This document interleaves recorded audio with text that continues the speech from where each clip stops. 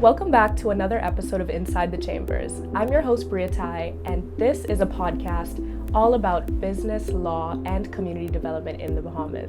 Today, our special guest is Danny Lowe, who is the managing partner at the agency here in the Bahamas. Welcome to the podcast, Danny, and thank you so much for being here today. Thanks for having me, Tai. We're so excited to have you, and we'd just like to start by talking about your professional journey and how you got into real estate. So could you tell us a bit about that? So, in 2012, I was based in Beijing. So I was doing my bachelor's degree of economics and international trade. And at that time, I had a company in Hong Kong where I was exporting solar panels, different products to the Bahamas. So I had approached a broker and told him we should partner up with this business. Let me try and supply some of these solar panels and products to different communities here. And he felt I had a natural knack for sales. So he said, you should look into real estate. I didn't really have any other real estate background prior to that, but it piqued my interest. And then I said, okay, well, let me start looking into it. So from that point, I was working with that company as their Chinese consultant, basically for all the trade shows in China, different investors in China. I would liaison with them to connect them with brokers here in the Bahamas. So that was the genesis of me getting into real estate. 2015 is when I would have gotten into it full time. So at that point in time, I was an agent, and I had decided that, okay, I want to further my career and become a broker, right? And to become a broker, you have to do certain qualifications, and that was the beginning. That was the start. That answers the question? Yes, that does. So why don't you tell us a bit more about the agency and the company itself and what the overall mission is? Right. So kind of, if we piggyback from the last question, at a certain point in time in my career, I decided I wanted to become a broker. And then after a certain point in time, I said, okay, I want to change the way we're doing real estate in the Bahamas. So the agency is one of the fastest growing global real estate brokerages in the world. We're in 160 plus offices in 15 countries worldwide, and I'm the partner for the Bahamas. So I own the rights to the agency for the entire Bahamas, right? So the agency, one of their taglines is redefining real estate, which is we decided we're not going to be like the traditional real estate brokerages. We don't want to do more of the same. We want to do things differently. So in my eyes, a real estate firm is a marketing firm with knowledge on real estate in a jurisdiction. Okay. So we're known for having some of the best marketing worldwide. That's kind of what we pride ourselves on, outside of obviously being the local experts and knowing the different jurisdictions that we work at. So the agency is we're an edgy, fun, knowledgeable, professional real estate firm. And we just love to differentiate ourselves by the way we carry ourselves, the way we present properties, the stories we tell for properties, because we don't feel it's sufficient to just take a couple photos, stick it online, and that's it. Every single property has its own story, and we look at creative ways to tell that story to attract prospective buyers from around the globe. Okay, and about how many agents do you have with the agency right now? So currently we have 14 licensed agents. That's awesome. Yeah. So we cover the entire Bahamas, but we have full-time presence in Eleuthera and full-time presence in the Abacos. Okay. We're actually opening our second office in Abaco and Marsh Harbor next month. Okay, wow. Well, congratulations. Thank That's you very awesome. much. How would you describe the current state of real estate here in the Bahamas right now, and what are some trends that you're noticing in the market? So you'll find from a global perspective, there has been a slight retraction in terms of transactions in general. So if you look at the overall state of the United States, Canada, even here, transactions have slowed. Okay. Our sales volume is up, but overall for the country, transactions have slowed. What we find is that buyers are very discerning and they're studying the market a bit more. So they're willing to wait for properties that they find to be priced accurately. Okay. So it's still a healthy market. I just think, post-COVID, you had this boom where prices flew up in certain areas. And now you have somewhat of an equalization where prices are stabilizing again and buyers are determining, okay, I find this price to be fair. So if a property comes to the market and is overpriced, it will sit. Okay. And that's what's causing a bit of the slowdown in terms of like transaction volume. It's not that the market isn't healthy. It's people are just waiting until they feel that this price is correct for me. Right. Right? So they don't mind waiting a bit until either the price comes down or another opportunity presents itself where they feel the price is correct. So you see that frequently recently, that people are just waiting. People are waiting. People are waiting. Okay. Now you have some sellers that are understanding this. So when they come to the market, they're coming to the market at the correct price. So the sales price to list price is coming closer and closer because people are identifying, okay, I don't want to list at a crazy aspirational price and sit on the market for 8 months, 9 months, 10 months. I rather price it correctly and shorten my time on the market. Okay. Do you have any advice for people who are looking to buy a home for the first time? I know from the legal aspects, our clients are usually excited to hear about the first-time homeowner stamp duty exemptions. But is there any advice you would give to first-time homeowners in the Bahamas? There's been a lot of dialogue about this space, and it's a sensitive space because a lot of Bahamians in general want to become first-time home buyers, and it is relatively expensive to enter into the market. So some of the advice I would give is when you're looking at financing, don't be afraid to speak to various lenders to get an idea of what is available for you. Okay. Whether that's the commercial banks, some people have different credit unions that they go to. Right. Explore all of your options. Make sure you're working with a great attorney like Tai, right? Who can give you the right advice to say, okay, I'm a first-time home buyer. What can I qualify in terms of exemptions with real property tax, exemptions with VAT, how the process works. Right. Biggest advice is save. Yeah.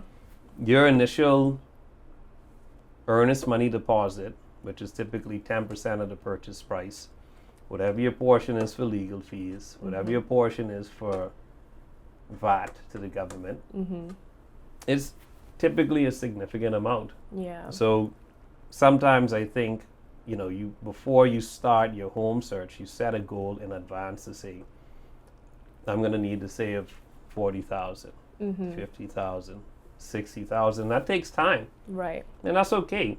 So it's good to plan and put that money aside to say, okay, I have that. Right. Before you start your home search, you want to get pre-qualified. You want to see what your buying power is. So before you speak to the agent, you should speak to the bank. Because sometimes that is you're putting a horse before the cart. Because if you don't know how much you're qualified for, and you start your search, and then you find out how much you're qualified for, and there's a disparity, or actually you may be qualified for more. Yeah.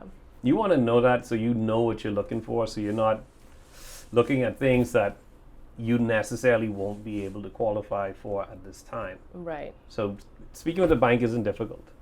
They're looking to give mortgages. Right. So they're happy to speak with you. Yeah, I completely agree. Before buying your first time home or any property in the Bahamas, it's so important to get clarity and to seek specifically legal advice as to all of the details of the transaction. It's important that you're aware of all of the associated fees and what it actually takes to go through with this transaction from start to closing. So you're absolutely right, in getting clarity and understanding before actually taking that step is so important. And also the saving aspect, of course, that's very important as well. Right.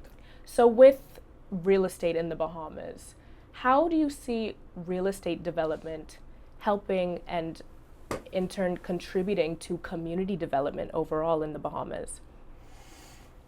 Well, real estate development, when done right, when planned right, you're planning various aspects of it, from the residential, the commercial, the recreational, and all of these things, when planned correctly, forms community. Right. Right? So when you think about, depending on the scale of the project, obviously you need your infrastructure from a port perspective, because we're not only talking about NASA, we're talking about the Family Islands. Right. And I think that's where a lot of future development is going to be it's already starting, it's happening now. In the Family Islands? In the Family Islands. But it's going to increase. And people are not just planning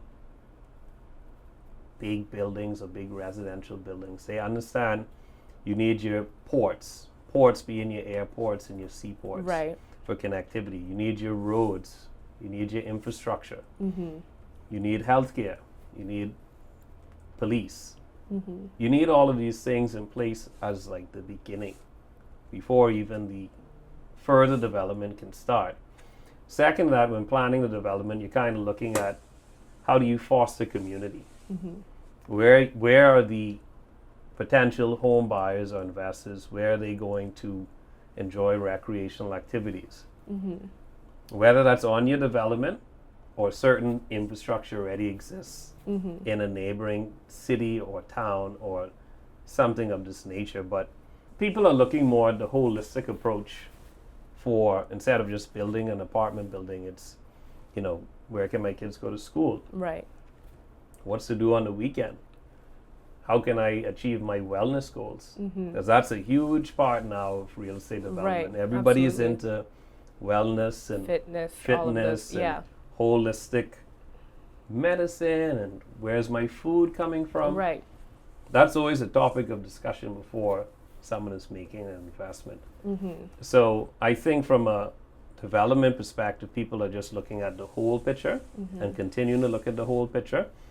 And I think that's going to make for stronger communities, because the more you have integration between, let's say, expats and locals, and there's inclusivity and people feel like, there's a cohesion, that makes for a stronger overall community presence in whichever island or community that you are developing. Right. And then it makes it more sustainable. Yeah, absolutely. You need the local people for sustainability in any development that you're doing. Yeah, I completely agree.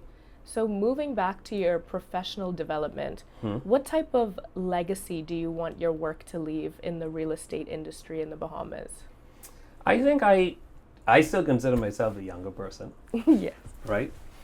And I was empowered as a younger agent, and I like to empower younger agents to showcase that we have the ability of professionalism, Right. of creativity, of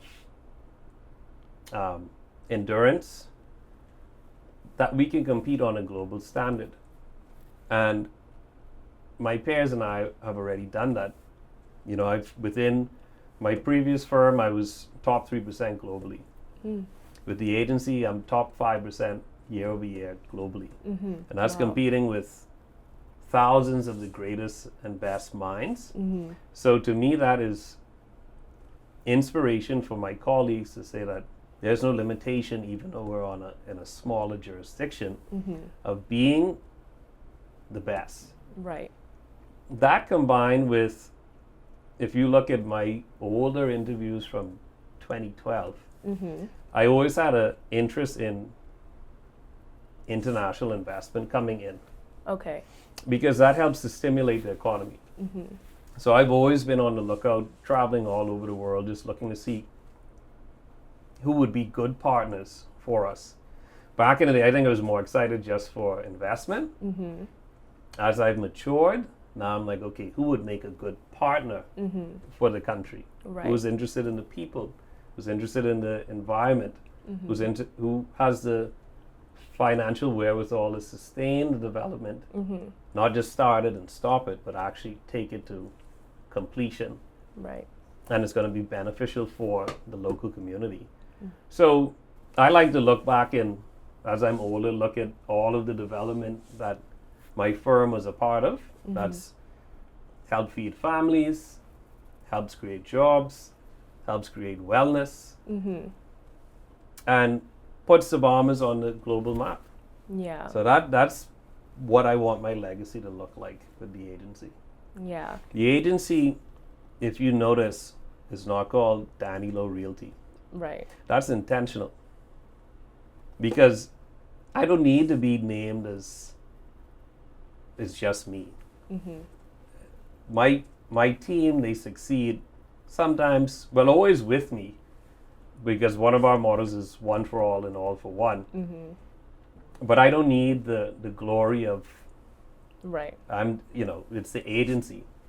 So it's not just my face, it's everyone's face. Yeah. So hopefully I'm around long enough, but I want the firm to be able to go on after me. Yeah.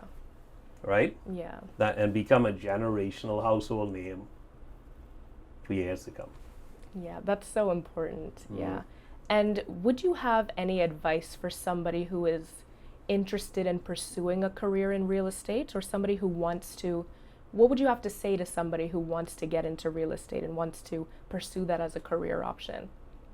It's a lot harder than it looks. It's not as glamorous as it looks. It takes a lot of consistency and dedication over a long period of time to kind of cultivate yourself as a professional.